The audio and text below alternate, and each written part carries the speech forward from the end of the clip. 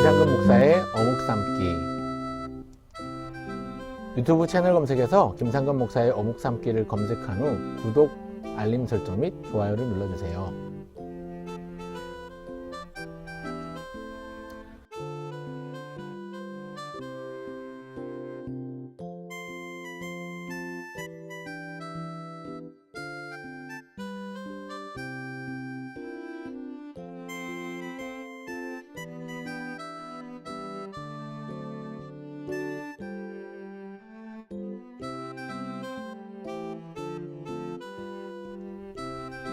매주마다 영상을 통해서 하나님의 말씀인 성경을 묵상하고 함께 큐티하며 기도드릴 거예요. 잠시 후에 시작하겠습니다.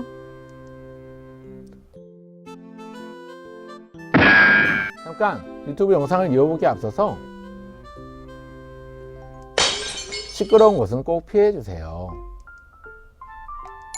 방해받지 않는 곳에서 부모님의 도움을 받아 함께 큐티하며 기도드려요.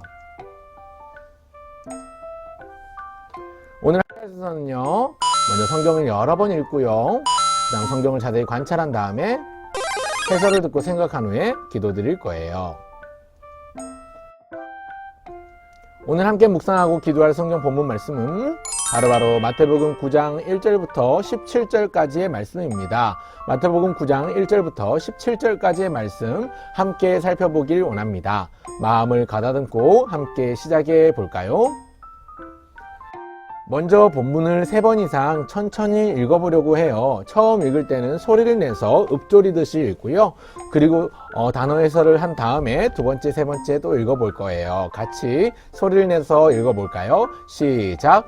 예수께서 배에 오르사 건너가 본 동네에 이르시니 침상에 누운 중풍병자를 사람들이 데리고 오거늘 예수께서 그들의 믿음을 보시고 중풍병자에게 이르시되 작은 자야 안심하라 내 죄 사함을 받았느니라. 어떤 서기관들이 속으로 이르되 이 사람이 신성을 모독하도다. 예수께서 그 생각을 아시고 이르시되 너희가 어찌하여 마음에 악한 생각을 하느냐. 내 죄 사함을 받았느니라 하는 말과 일어나 걸어가라 하는 말 중에 어느 것이 쉽겠느냐. 그러나 인자가 세상에서 죄를 사하는 권능이 있는 줄을 너희로 알게 하려 하노라 하시고 중풍병자에게 말씀하시되 일어나 내 침상을 가지고 집으로 가라 하시니 그가 일어나 집으로 돌아가거늘 무리가 보고 두려워하며 이런 권능을 사람에게 주신 하나님께 영광을 돌리니라. 아멘. 하나님의 말씀입니다. 어려운 단어들이 많이 보이는데요. 먼저 2절에 보면 침상이라는 단어가 나오죠. 이 침상, 누울 수 있도록 만든 기구를 말합니다. 침대를 말하는 건 아니고 간이 침대라고 할 수 있는 우리 환자들을 나를 때 쓰는 그 기구를 말하는 거예요. 자, 그런가 하면 또 3절에 보면 신성을 모독하도다 라는 단어가 나오는데요. 신성은 신으로서의 성격, 그러니까 하나님 되심을 말하는 거고, 모독이라는 말은 말이나 행동으로 더럽혀 욕되게 하는 것을 모독이라고 말을 해요. 그러니까 수치스럽게 욕을 하거나 기분을 나쁘게 하는 말을, 나쁜 말을 하거나 나쁜 행동을 하는 사람을 두고 저 사람이 모독하고 있구나 이렇게 말을 하는 거예요. 그런가 하면 또한 6절에 보면 권능이라는 단어가 나오죠. 이 권능이라는 단어는요, 어떤 행동을 할 수 있는 힘과 능력, 권세와 능력을 말하는 겁니다. 그리고 침상이라는 단어가 또 나오고요. 중풍병이라는 병이 나오는데요. 중풍병은 오늘날의 치매병에 비슷한, 그러니까 정신질환을 가지고 있는 걸 말해요. 이런 질환, 머리가 아파서 머리를 다쳐서 기억이 잘 나지 않거나 그때 옛날 생각들이 갑자기 안 나는 그런 상황을 중풍병이라고 해요. 그래서 중풍병자에게 주님은 치료를 능력의 말씀으로 치료를 해주신 장면이 오늘 본문에 나오는 장면이에요.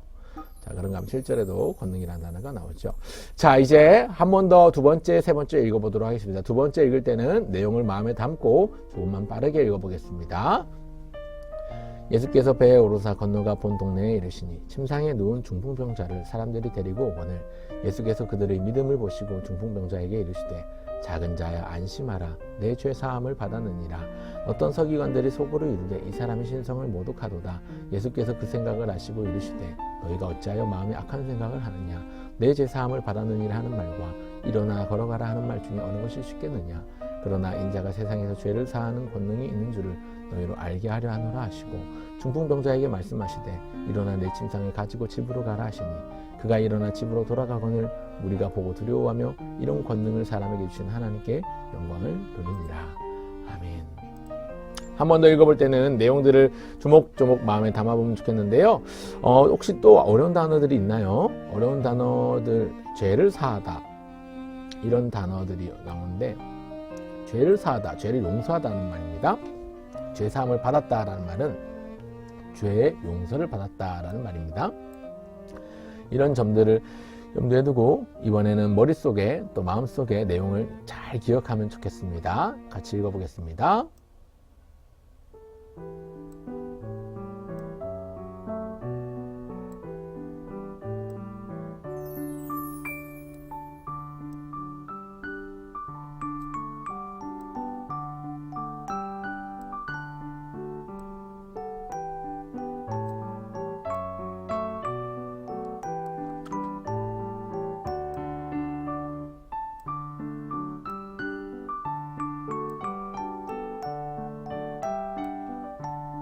자, 이제 다음 페이지 넘어가 볼까요? 자, 오늘 본문에서 예수님은 한 중풍병자를 고쳐주셨어요. 그리고 그를 둘러싼 서기관들의 예수님을 모독하는 말, 신성을 모독하는 도다라는 시샘과 질투 어린 모습을 볼 수가 있는데요. 본문을 다시 한번 정리를 해볼게요. 첫 번째 그림, 한 중풍병자가 침상에 들려서 예수님 앞으로 나왔습니다. 예수님은 그 중풍병자를 고쳐주셨어요. 안심하라. 작은 자야 안심하라. 내 죄사함을 받았느니라. 그렇게 하시면서 고쳐주셨어요. 그랬더니 주변에 있던 서기관들이 저 사람이 하나님을 모독하다니 예수님에 대해서 저 사람이 하나님을 모욕하고 있다고 그렇게 수근수근 됩니다. 그랬더니 예수님께서 그들에게 말씀하시기를 너희들은 내가 죄사함을 받았느니라 하는 말과 일어나 걸어가라 하는 말 중에 어느 것이 더 쉽겠느냐 말씀하시면서 죄사함의 권세를 예수님께서 가지셨다라는 걸 가르쳐 주셨어요. 뿐만 아니라 실제로 중풍병자를 고쳐주셔서 중풍병자를 고칠 수 있는 능력도 가지시는 것을 사람들 앞에 보여주셨습니다. 그러니까 예수님은요, 병을 고치실 능력도 있으신 놀라운 능력을 가지신 분이시기도 하시고 그 병에 걸린 사람의 죄를 사할 수 있는 죄사함의 권세도 가지고 계신 놀라운 하나님의 아들이심을 친히 드러내신 거예요. 그래서 많은 사람들이 그것을 보고 그 장면을 보고 하나님께 영광을 돌리게 된 것이 오늘 본문의 핵심 내용이에요. 예수님은 중풍병자에게 죄를 용서해 주시겠다고 말씀하셨어요. 이 말을 들은 서기관은 어떤 생각을 했나요? 생각풍선에 들어가는 말이 무엇이냐면요, 예수님이 죄를 용서한다고? 에이, 이건 신성 모독이야! 라고 말했죠. 그런데 서기관들의 마음을 아시고 예수님은 서기관들에게 오히려 놀라운 질문을 하셨어요. 어떤 질문을 하셨을까요? 먼저 살펴보겠습니다. 내 죄 사함을 받았느니라 하는 말과 일어나 걸어가라 하는 말 중에 어느 것이 쉽겠느냐? 예수님께서 서기관들에게 이 질문을 하신 것은 서기관들에게 깨닫게 해주시기 위함인데요. 예수님께 어떤 것이 더 쉬울까요? 네, 물론 죄사함도 일어나 걸어가라 말하는 것도 쉬운 것이죠. 일어나 걸어가라 하는 것이 훨씬 더 쉬운, 왜냐하면 말이니까요. 실제로 죄사할 수 있는 권세는 없는데 예수님께서는 일어나 걸어가라 말만 한 게 아니라 실제로 능력으로 그를 치료해 주셨고 또 뿐만 아니라 죄사함을 받았느니라 라고 하시면서 죄를 사하시는 권세도 가지신 것을 친히 보여주시고 알려주신 거예요. 하나님의 아들이신 예수님은 죄를 용서할 수 있는 분이에요. 죄사함의 권세를 가지신 분이에요. 혹시 나에게도 용서받아야 될 죄의 모습이 있진 않나요? 예수님을 믿는 믿음으로 솔직하고 정직하게 우리의 죄를 써보고 마음을 다해 기도해 보세요. 자, 이 노트판에다가 여러분들이 기도의 제목을 적으면 좋을 것 같아요.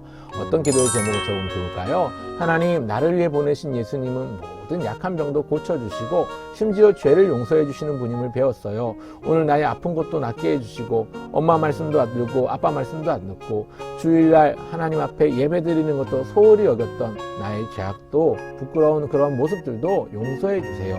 하나님께서 또 예수님께서 용서해 주시고 크신 권능으로 치료해 주시는 분이라면 오늘 우리의 잘못도 용서해 주실 줄 믿습니다. 그러한 믿음으로 하나님 아버지 앞에 예수님의 이름으로 기도드려요. 아멘.